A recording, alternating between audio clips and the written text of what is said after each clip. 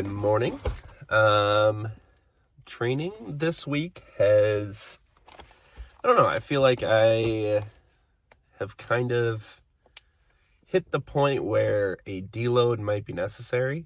And so I've been not moving with maybe the same speed that I'd like to, or the same kind of levels of strength.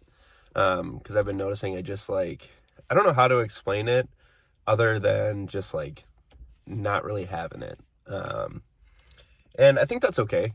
I did some Zerchers for fun yesterday. Ended up hitting a PR of 410.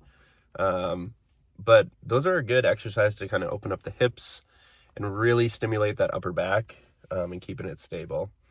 But we'll see how sore I am from those. Kind of my neck and like that whiplashy feeling that I've been dealing with. It's feeling better this morning. But yeah, it's just been kind of a weird week of training. But I officially made it 2 weeks straight of hitting my protein goal every day. So that's been awesome. Along with that, I've been hitting my calorie goal and been noticing the benefits of that. Because truly, I mean, in a bulk, the amount of deloads that you're going to need to take are going to be reduced because obviously you're in a caloric surplus. You're not in a maintenance mode. You're not in a cut. And so you're able to kind of like progressively overload a little bit easier because you are gaining weight.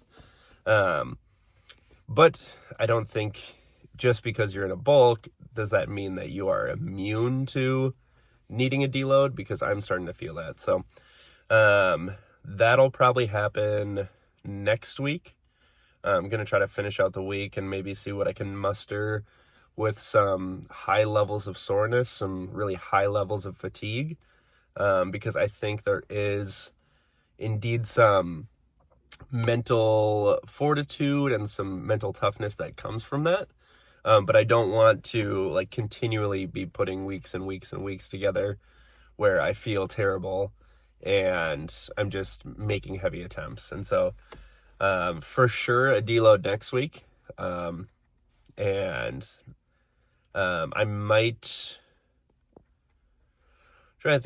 might do a day on Saturday where I don't go overhead either. Just for the sake of recovery, kind of leading into the deload.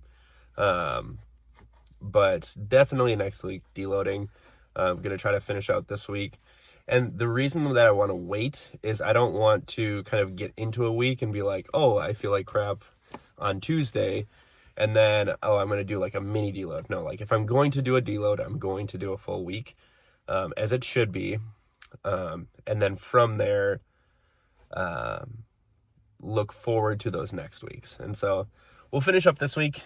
It is what it is. We've already started it. Going to still kind of do my best to put together some good lifts. But then I guess I'm not expecting to miss as many lifts, but I'm also not expecting to be able to put together the same performance. And if I do happen to have a great week, it'll be a good kind of, I don't know what the word would be, but it would be a testament to getting a little bit more mentally tough with heavy weights. So that's kind of the plan for today. Then just coaching in the morning, working during the day, coaching in the evening, and yeah, having a solid night. So I hope it's a good Wednesday for you all. And I hope that your training and your nutrition go as planned. See ya. All right, so honestly, I think I'm gonna title this video like something catchy, like hitting PRs under fatigue or something, because I know I talked in the car that I was feeling really fatigued, and the left shoulder was still feeling kind of funky, but I've noticed that instead of taking like a bunch of off days, if I just get some movement in, usually that helps get some kind of like blood flow to the area. it ends up making it feel better. But after a few warm-up sets of these with a 2 pause pull and then a snatch, ended up being really good. And then was back squatting and ended up adding 5 pounds to my back squat again. So that was really great.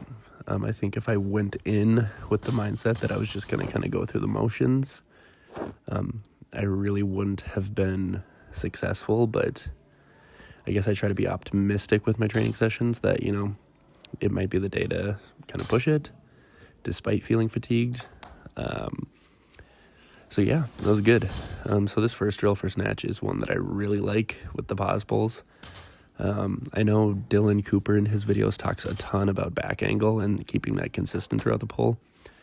And that's something that I think I've noticed is really helpful for me. And this drill here, if you're struggling with like your hips rising too fast in the snatch, this can be a really good one for you, especially with like kind of the reinforcement of the pause and the pull.